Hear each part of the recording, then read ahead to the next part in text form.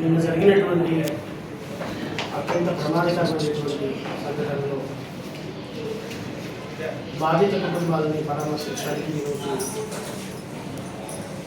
ఇక్కడికి రావడం జరిగింది. సంఘటన స్థలానికి వెళ్ళినప్పుడు అత్యంత దారుణమైనటువంటి సంఘటన.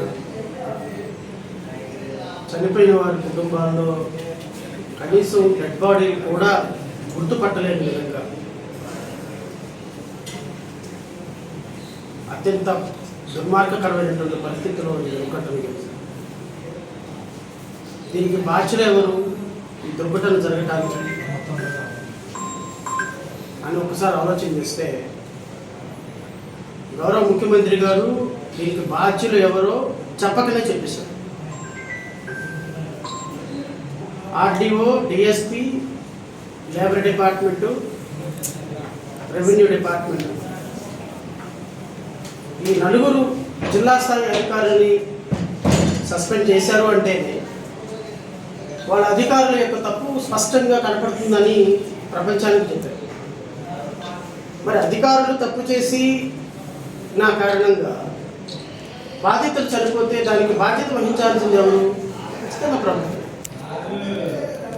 పొల్యూషన్ కంట్రోల్ పర్మిషన్ లేకుండా, లేబర్ డిపార్ట్మెంట్ పర్మిషన్ లేకుండా, ఫైర్ డిపార్ట్మెంట్ ఎన్ఓసి లేకుండా హజార్డియస్ ఇండస్ట్రీ లాంటి ఒక ఎక్స్ప్లోజివ్ ఇండస్ట్రీ నడుపుతుంటే అధికారులు లంచాలు తీసుకొని లంచాల్లో జోగాడుతూ ఈరోజు కొన్ని పదుల మంది దళిత బిడ్డలు, నిరుపేద బిడ్డలు, బడుగు బలహీన వర్గాల పిల్లలు చనిపోవడానికి కారణమైనటువంటి అధికారులను కేవలం సస్పెండ్ చేసి మాత్రమే వదిలేస్తే ఎట్లా అనేది మా పార్టీ యొక్క ప్రథమ అబ్జెక్షన్. చనిపోయినటువంటి వారిని తిరిగి తీసుకురాలి, కానీ దీనికి బాధ్యత వహించేసినటువంటి అధికారుల మీద తక్షణమే కేసు నమోదు చేయాలి. అది కూడా మరణం వాళ్ళ చనిపోయారనేటువంటి ఒక murder case SC/ST POT act కూడా అధికారుల మీద నమోదు చేయాలి.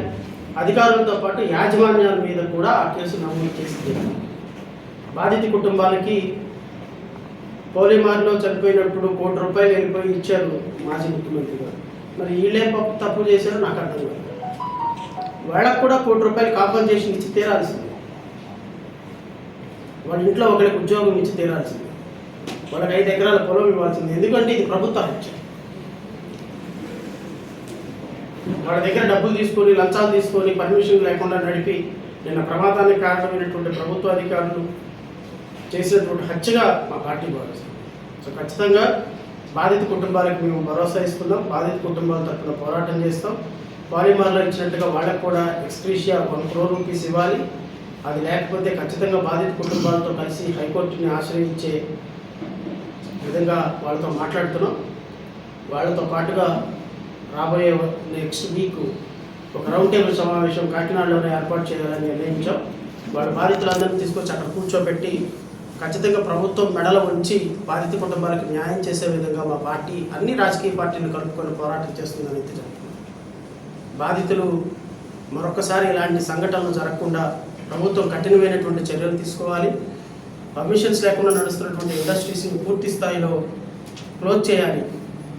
ప్రతి ఒక్కరికి పనిచేసే వాళ్ళకి పని భద్రతను కల్పించడం అనేది యాజమాన్యాల యొక్క బాధ్యత. 5గురు పనిచేయాల్సిన చోట 70 మందితో పనిచేస్తుంటే మరి అధికారులు కళ్ళు మూసుకుని ఎలా నిద్రపోతున్నారు నాకు అర్థం కాదు. పచ్చని పొలాల మధ్య పర్మిషన్స్ లేకుండా ఒక ఎక్స్ప్లోజివ్ ఇండస్ట్రీ ఎలా నడుస్తుందో నాకు అర్థం కావట్లేదు. సో దీని మీద ఖచ్చితంగా ఒక స్పష్టమైనటువంటి విధానంతో ప్రభుత్వం రావాలని,